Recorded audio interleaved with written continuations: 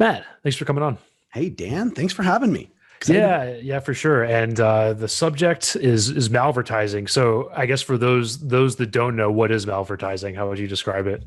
Malvertising. Listen, if you ever been on your mobile phone, Dan, and you've been scrolling up and down, and then all of a sudden the page gets taken over and it says, "Congratulations, Dan, you won an Amazon gift card," or "Hey, Dan, your phone has 39 viruses. Click here." That's basically malvertising. It's a malicious experience that comes through ad-supported websites. So if a website has ads on it, those ads tend to be infected by bad actors. And so it's a bad guy who's buying ads and injecting them into your experience and ruining your user experience, ruining the publisher's revenue, and quite frankly, bringing risk to their brand. So that's malvertising. It makes sense. And I'm just going to go down the who, what, where, when line with it. So I guess why malvertising? Why does it work? It seems like I never click on that stuff. I think most people don't. Like, what are the economics of it? How are the incentives set up for it? They're actually pretty robust, and that's why that's why it happens. So you got to think of these bad actors as the most sophisticated performance media buyers on the planet. So when you think about people who buy performance media, they measure every single engagement, right? And so for every dollar spent, it better return more than a dollar. And so the bad actors, they're performance media buyers. They have figured out how to buy an ad on any given website, basically through programmatic. So programmatic media buying has kind of made the world their oyster, and they can buy anywhere. They can be very specific of the properties and the types of traffic that they buy in real time. And they have figured out how to run an ad on a website that every single time you run it, it will click and land somewhere else. If you think about most advertisers, all the good ones, brand advertisers, they're buying an ad, and let's just say it's a dollar per 1,000 impressions, and they're hoping that they can get a 1% click-through rate, maybe a 0.5% click-through rate. Like, both of those would be awesome. These bad actors have figured out how to get a 100% click-through rate. So very effective on how they spend, and really the motives are all generally profit-driven. In some cases, they're looking to steal your personally identifiable information or do something nefarious or more nefarious. But I would say, like, the predominant use case is profit. They've got like survey completions or PII capture, where they're looking to capture an email address. And, on the back end, they get paid a bounty for anything that they accomplish. So that's the game for them. It's pretty much an arbitrage game. Yeah, that makes sense. And I'd love to, before we get to what you guys are actually up to, I'd love to just wrap my head around who are these people? Like, what is their MO? How do they end up from knowing how to do performance media to being bad actors in your experience? I wish we knew exactly who they were. We see their behavior and we see their fingerprints kind of all over the place. But, I think there's, they could be, two Freds in a shed, in their parents' basement in Cleveland. They could be in Russia. They could be in China. We kind of see, an international flair to this thing in some of the code that we analyze, obviously. I think it's anybody who's trying to make money, right? I mean, like, there's like, arbitrage is not a new game. Obviously on the internet, there's tons of opportunities for arbitrage. Heck, right now people are arbitraging selling toilet paper because of the pandemic. So, there's a lot of things that you can do to arbitrage, but these guys are, they're basically repurposing bounties from affiliates and whatnot, and making it a profitable experience for them. Yeah, and to kind of move to the where question, where primarily is this happening? Because when you think about the sort of malvertising thing, it's usually on sites that, it doesn't have to be like porn or something, but it's usually a site that's less reputable. Maybe is that the case, and if not, where do you think is kind of ground zero for this? If assuming that's the right way to think about it. So I would say it's everywhere, but it's not everywhere all the time. Right. I mean, if you think about it, their whole goal is to not get caught, right? Because if they get caught, their campaigns get shut down, or their demand seats get shut down, and their access to supply gets shut down. So if you think about the way supply has been democratized, like access to supply has been democratized, you can get a self-service seat on any DSP and pretty much buy on any ComScore top 100 property. And you can obviously buy across the body and tail of the internet. So where it happens everywhere. It just doesn't happen everywhere all the time. So like if you think about you as a user, how often you've seen it, you don't see it every day. You maybe don't see it every week, but it happens to you. I mean, if you go on Twitter and you search like a term like ad redirect, you will see that generally speaking, if people have a bad experience on a website, they'll go to Twitter and they'll flame the brand or the website that they had that experience on. So, it does happen everywhere. You'll see big brand names, folks lamenting that it happened to them on their website. Right. That makes sense. So we have, a few different players. We have the publisher, we have the user, we have the brand, and then oftentimes the agency representing that brand, i.e. a lot of our audience. So with that in mind, like how have these parties in the past dealt with this problem? What's been the usual solution? I've been in the business for a long time. I've been in the ads business for a long time. So I spent the last 8 years before joining Clean.io, leading the publisher business at Oath.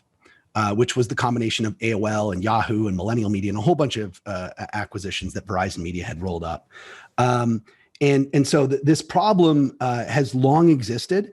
There have been very few, I would say, major technical solutions to solve it. Most people had tried to, block URLs and obviously, the bad actors, they know how to create new URLs every 5 minutes. So those are not very effective and bad actors are able to outsmart those things. Other solutions that folks have tried are offline scanning. Where when someone submits a new campaign to launch, they'd run it in an offline environment. And if it does something nefarious, they wouldn't let it happen.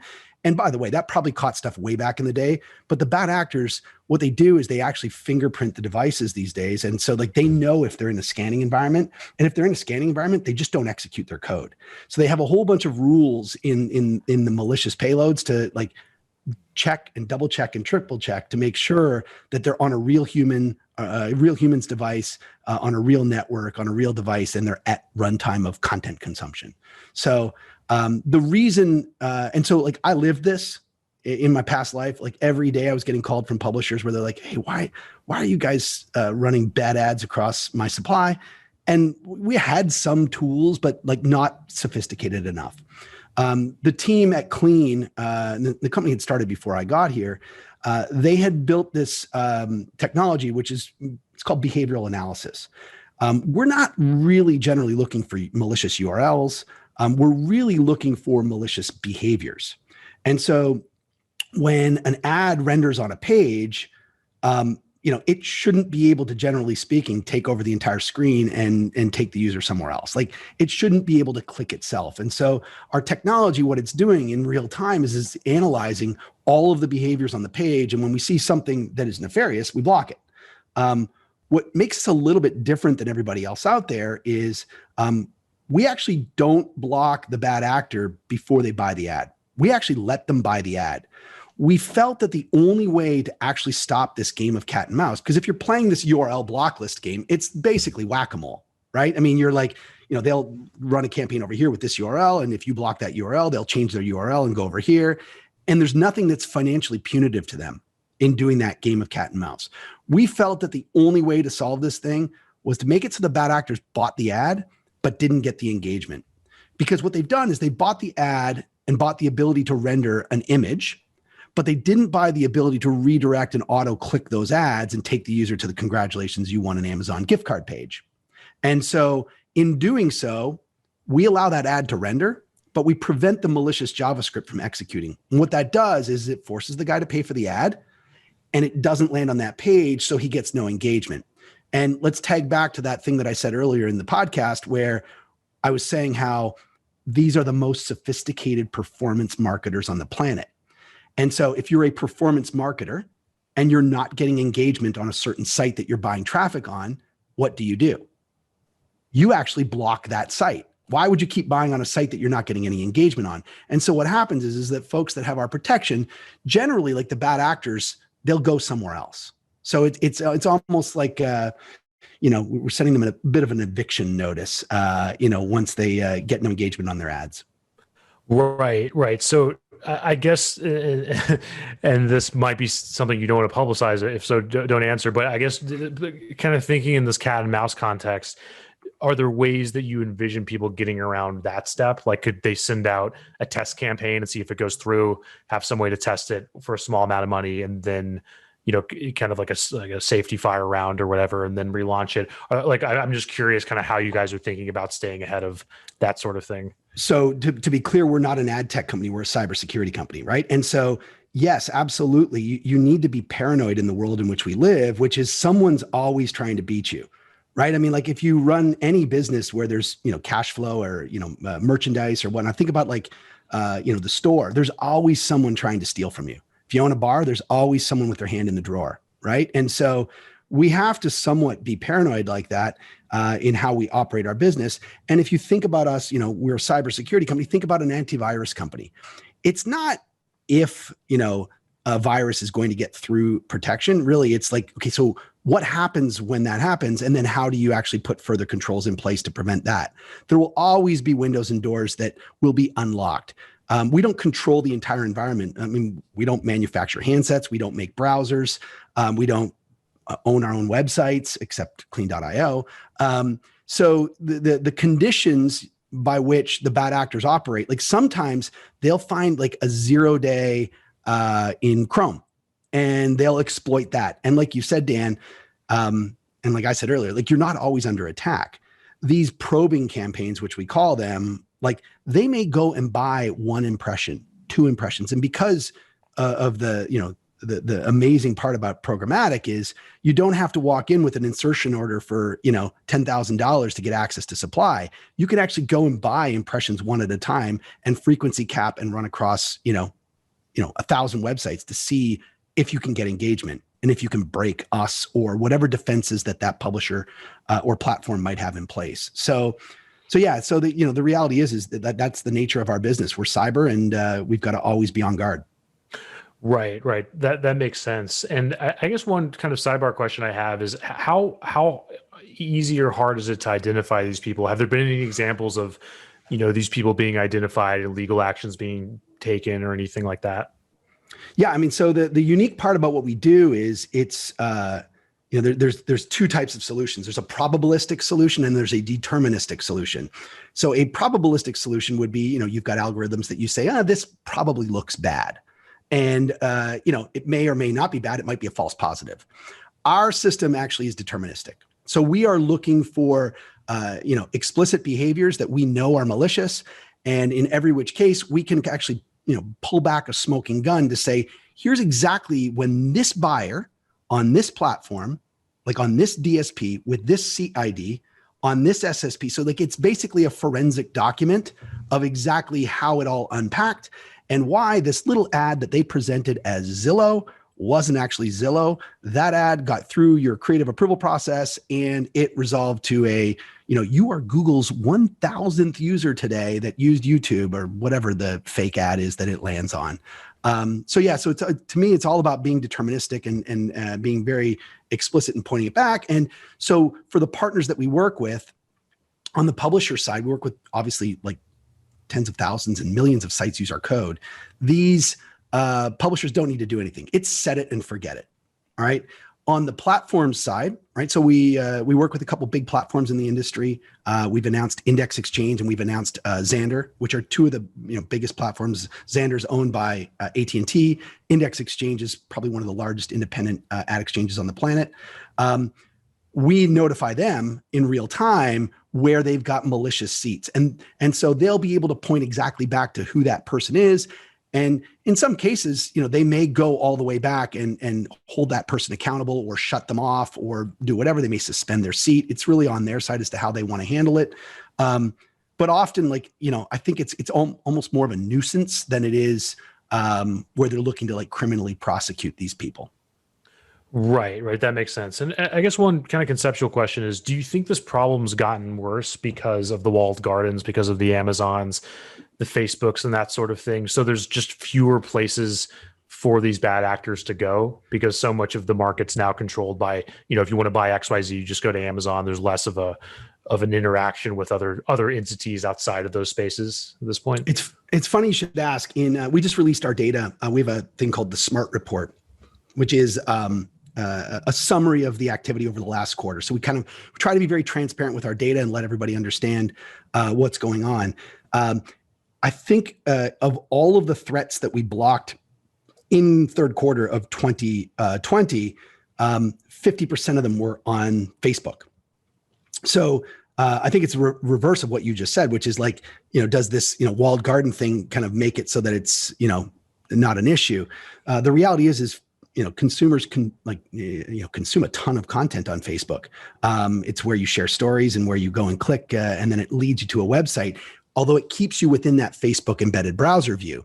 And so what we've seen is that those experiences are actually a nice hiding spot for the bad actors. One, it's cookieless traffic, so it's probably they're able to buy that traffic, a little bit more cost effectively. For them, like I said, it's all about profit and margins. But two, it's harder to reproduce the issues in those browsers.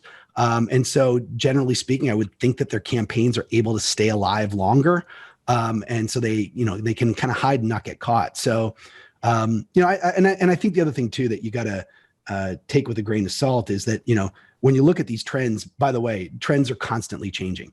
The bad actors, they're not a complacent group. They don't just kind of rest on their laurels and buy through one supply chain and one set of sites and one DSP and one SSP. The behavior is constant and they're constantly moving. So like any career criminal, they're not like staying in one place. Yeah, that makes sense. And I guess there's a few parties involved. There's the publisher and the advertiser and everything. From where do you guys see the most incentive to fix this problem? Because it seems like the person buying the ad, would have some incentive, and basically, and that sort of thing. So I guess I'm wondering, like, where do you guys see the most enthusiasm behind what you're doing? Well, I mean, listen, I think as a publisher, obviously, it's really hard to create great engaging content. It's expensive, right? It's really hard to drive users and traffic to your website and retain them. And so as a publisher, like and you're monetizing with ads, you're the only one that owns the responsibility for your customer experience. So when you go to pick your favorite website, Dan, like you expect it to be clean. You expect it to be safe. You expect them to have the user experience under control. And when you go there, and if you have a crummy user experience, you may never go back. Part of the challenge with these ads is that once they fire and once they execute, you're kind of locked in the experience. So, you like the unique thing about these bad actors is they disable the back button. So you can't get back to the web page that you were on. You almost have to literally restart your whole browser and start the experience over again. So I think publishers, obviously, we work with, thousands of them. They take it to heart, and it's very important for them to make sure that they have the best user experience. But we're really seeing more and more them, holding that whole value chain accountable for what's happening, right? And so it goes from the publishers to the, SSPs, to the demand aggregators, to the DSPs, and, all the way up the chain. So more and more we're seeing, everyone kind of lean in because it's not good for anybody. Yeah, and it seems like the publishers that are worth their salt are definitely aware of this problem and probably looking to solve it. I guess how much do you run into kind of like naive empiricism, out of sight, out of mind, where this is a huge problem that never shows up on the balance sheet, so to speak, in terms of user experience, where publishers are just seeing return on ad spend, advertisers are seeing return on ad spend. There's a lot of ways in which I could see this just never showing up anywhere unless somebody actually went through the hard work of being on their own site, whatever, surveying people and that sort of thing. Because if somebody has a bad user experience on a various publisher site, I could see how that can never come up. They're just going to click off, and there's no way, nobody's the wiser. So I guess I'm just curious, how much have you run into that sort of objection where publishers are like, this isn't really an issue for us, we don't really think about it, et cetera? I think most folks take the user experience very seriously, and they listen to their users. And if you have a problem, you'll hear about it, right? Like if you're getting probed and it's very low, you're right. You'll go under that detection, right? It's kind of like people don't go and steal. If you work at a bar, the people who are stealing from you are generally probably taking $10 a day. They're not taking like $1,000 a day, because if they're going to take $1,000 a day, they're going to get caught. So if you have a probing challenge, you're right, that can go under the radar.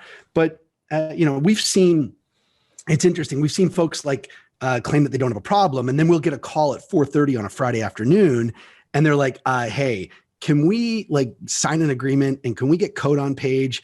And we've done that literally in the span of 2 hours. with a few customers where they get the Friday night like frantic call. And lo and behold, that once the data populates into our platform, we see that they had like 40% page view loss because of malware and malvertising. And just to tag back to your comment on like maybe it doesn't hit the balance sheet. This absolutely hits the balance sheet, because if you don't have a problem, right, you could very predictably look at your Google Analytics and understand like how long does a user come and stay on your website? How many average pages does that user get served? How many average ads per user does that get served? And so what we've seen with some of our partners is when like things are good, it's very predictable, right? So they'll know that you'll come onto the site and you'll spend 8 minutes and you'll read 4 full stories and we'll serve you 42 ads. But if we're really looking at the GA for that site, and all of a sudden, average time on site goes from 8 minutes to 1 minute, and average ads per user goes from like 42 to 6, that's costing you money. And so that is where publishers have really kind of gotten, into the data of, hey, like not only does this bring user experience and user churn problems, but there's like a real hard dollar problem that this thing brings, which is revenue loss. And some of our partners, have modeled this out in that if they did not want to resolve this problem, the hard cost to them would be, somewhere in the neighborhood of, I think, 3% revenue loss overall if they didn't solve the problem. And that doesn't take into consideration the user loss and, the churn of users and not coming back. Right. Makes sense. So with that in mind, a lot of our audience are agencies, media buyers. What can they do to protect themselves, check the right boxes, when they get into an engagement with a publisher and so on? Well, listen, I think most people are good and have good intentions, right? So I would say that I would say like for the most folks that are listening to this podcast, they're probably on the good side of the equation here. I would just say like, if you see something that looks a little fishy, you should ask questions. One of the ways that these bad actors will creep in is that they will misrepresent who they are representing, right? And so, and that happens. So like when we start to peel back the layer of the onion, you go back to like how that campaign actually got live in the first time. Sometimes they'll say, well, these guys came to us and they said that they were representing Nike and they were Nike's agency for this region of the world. And usually they'll do it, somewhere either in the Middle East or in Asia or, Southeast Asia or who knows where. And so, and generally speaking, when someone comes and says, hey, I'm willing to give you a $10,000 deposit or a $50,000 deposit to start campaigns with you, you want to believe it's true. You'd love to have Nike's money. And usually you'd think, hey, wow, if they've only got that right now, they'd probably have much more coming after that. So I think it's, if it smells a little odd, you should, be a little weary. Generally speaking, these campaigns don't look malicious off the bat, right? So I think, again, going back to that criminal mind, they might run that Nike campaign and they'll show you a Nike creative and they will not trigger any malicious activity probably for some time, right? They're career criminals. So you just got to be suspicious and, keep your eyes out when someone says they're representing someone and you're like, how did they get their money? That seems a little fishy to me. Yeah. I think that's a good point. And it's interesting that there's still these kind of one-to-one interactions to set up some of the larger campaigns that are out there. So that probably could be a whole other episode in terms of how to do due diligence in that situation and so on. So, yep. So in our previous convo, we talked about what you guys are up to on the e-commerce front, and I'd love it if you can get into that. Yeah. So listen, we're a digital engagement security platform. Obviously, end users are going online. The pandemic has me locked down. I think you're somewhat locked down as well, Dan. So we're here, and what do we have to do? Nothing but time on our hands and surf the internet. And so internet traffic is at all-time high. E-commerce sales are at an all-time high. We started our business 3 years ago in this malware protection for publishers business. We've been very successful. I think we've done an amazing job in actually solving that problem. What we started to see is that bad actors' behaviors change. Some of our customers are website publishers that make money through ads. And at the same time, they also have e-commerce setups. And we started to see threats on their websites that were outside of the general scope of a traditional, malvertising bad actor. When we did a lot of R&D, we started understanding that like there are many things, including client-side injections, that are really starting to interrupt user behavior and user purchasing habits and all those sort of things. And then we went a little bit deeper. We started looking at like, well, who were the culprits? If you think about our malvertising business, I would say that is, malicious JavaScript that we're protecting from. What we started to see was this class of JavaScript that I would call untrusted, which is you own your website. Don't you think that you should be able to control the user experience and control the code that executes on your website? And so what we've got now, when we started to look at this, is there's a whole bunch of these client-side injections that are happening that I would call in that untrusted category. And one of the biggest ones specific to e-commerce merchants are these discount engines, things like Honey, things like Wikibuy, Rakuten, Piggy. What they do is users initiate them. So you would download this, discount extension. It's a Chrome extension or a Firefox or a Safari extension. You download it onto your computer, and every time you're at checkout with an e-commerce merchant, up would pop a window and say, hey, Dan, we've got 10 coupons that we'd like to try and jam in at checkout to save you some money. Would you like that? As a user, you're probably like, yeah, that's great. I was going to buy anyway. Sure, I'll take another 25% off if you can find it for me. But it's really damaging to merchants. One, it's not incremental. I think merchants are excited to spend money to drive incremental sales. But if at checkout, someone's trying to jam in coupons, like the grocery store would never let someone come and stand beside you when you're at the checkout and hand you a fistful of coupons to save 30% off of your grocery order. And so why is that okay online? I don't think it is. And so merchants have been telling us that like they need help to solve this problem. And so that's what we've got. If you go to blockcouponextensions.com, you can see a little bit about this new product that we're releasing. It's super easy. If you're a merchant who has problems with Honey or Wikibuy or any of these other engines, we can save you a ton of money. We can give you control back of your website and make sure that your users have a great experience when they come to your website. Yeah, it's super interesting. And I know that I think Wikibuy, correct me if I'm wrong, is Capital One. I think Honey's PayPal. So big players are behind this. So I'd love to hear your thoughts on how do you see the cat and mouse game playing out? Yeah, it's going to be a fun one. This could be like David versus Goliath, I think. We obviously Honey was acquired, I think maybe about a year ago by PayPal for $4.5 billion. Honey runs on, I think, 17 or 19 million users' computers. So it's reasonably well penetrated, but guess what? They've got a little bit of a balance sheet behind them now to go out and drive more installs of Honey. And if you listen to other podcasts or you obviously look online, you'll see that Honey is spending a tremendous amount of money to drive net new users. So the problem's not going away. As we talk to merchants, really what it's doing is it's impeding their ability to run very predictable and measurable campaigns.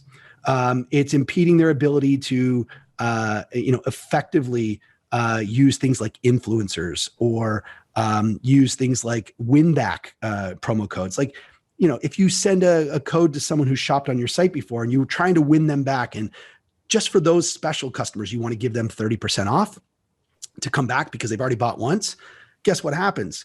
If you sent me that code and I have Honey on my PC, Honey scrapes that coupon away as soon as I personally type it in and makes that code available for everybody else. And so it really messes with attribution and makes it really difficult. You talked a little bit about Wikibuy being owned by Capital One. So you're starting to see a pattern here, right? The payments processors are now kind of really getting deeper into things that they can do to drive user behavior or to get a data stream of what's going on in commerce on the internet. So yeah, I think it's pretty scary, to be honest with you. And I think, merchants deserve to be able to control what runs on their site. And we think that, based on what they're telling us, there's a real need for the product that we've built. Right. It's really, really interesting to see how it's going to play out.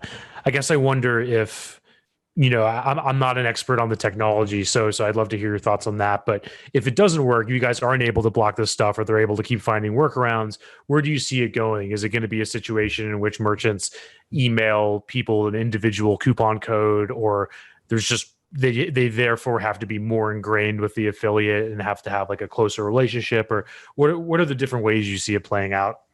It's funny that, and I hope you are successful, by the way. So I didn't mean to go negative. No, listen, like I think that's the thing. When you think about the other business that we've started in and had tons of success in, when you have that kind of success, guess what? You have a target, right? And so, like, we're in a constant game with bad actors on the malvertising side in how we ebb and flow, and how they try and change, and how we change and counter and they counter. I think that same sort of thing is going to happen in this business where, I think there will be the cat and mouse, and they're probably a little bit better funded than most of the bad actors in the malvertising space. I think the merchants that we talked to yesterday, he had said to me, this one merchant, and he's a D2C fashion merchant. Begrudgingly, what he would tell me is that, like, every weekend, he would come in on Monday morning and he would spend his entire Monday shutting down promo codes that got snapped up by some of these discount engines. Just a big waste of his time. Like, his time should be spent driving net new sales, should be spent creating marketing campaigns that drive users back to their site. And instead, what he's doing is he's trying to, plug holes in the boat where their revenue is leaking bad. He said to me that he kind of felt that he had no other choice but to partner with Honey, and he didn't want to. But now he actually has to pay them. Basically, anybody who has Honey on his site, he gives them a 10% Honey discount. And then he's also paying a VIG back to Honey for every sale that they drive. So for him, it's really like, again, like he said, it's kind of like dealing with the cartel. Not a good experience, and felt like the only way to try and like negotiate with them, and they still win at the end of the day. And so, I don't know. I like being on the good guy side of things, and hopefully, people don't look at us. Our customers wouldn't look at us in that same way that they have that adversarial relationship that they do with Honey or WikiBuy or the other discount engines. Yeah. So why is that? What's the incentive to have to deal with them? What happens if he doesn't? Well, if he doesn't, then he's lost control of his user experience, right? And if he doesn't, if he doesn't want to play ball with them, right? Like, so most folks will say, like, hey, I reached out to Honey. I saw one guy that this was a cool one. He's like, I reached out to Honey and I said, can you please stop scraping my codes? And they said, thanks for your email. We're not going to stop scraping your codes. And so what this guy did, because this was long before our solution was built, he actually went and created a whole bunch of promo codes that were like, so the cool part about Honey is when it pops up, it says, attempting coupon, and then it tells you what the coupon is, and attempting this coupon. And so he named his promo codes, Honey steals your data. Honey is bad. And he got really creative with how he named his promo codes. And so it basically, Honey gave up and they actually delisted him. I don't know. I think you got to get creative as to how, if you don't have a tech solution, get creative. And I think that guy, he won in the early days. Yeah. That's super interesting. And we'll love to see how this all plays out. So please keep us posted. Matt, really appreciate your time. How can people get in touch with you? Yeah. So Dan, you can find us at clean.io. So that's our website. Hopefully by the time folks listen to this, there'll be stuff about our e-commerce product on there. We've kind of been operating in stealth. So if you're listening and you want early access to the e-commerce product, you should go to blockcouponextensions.com. That's our little thrifty site that you can find more information about, and you can sign up to be on the early beta. And if you want to get in touch with me, LinkedIn is obviously a great place. So you can hit me on LinkedIn, or feel free to send me an email at matt, M-A-T-T, at clean.io. So awesome, Matt. Thanks. Happy to help. Thanks, Dan. Thanks for having me. Excited to be here. Cheers.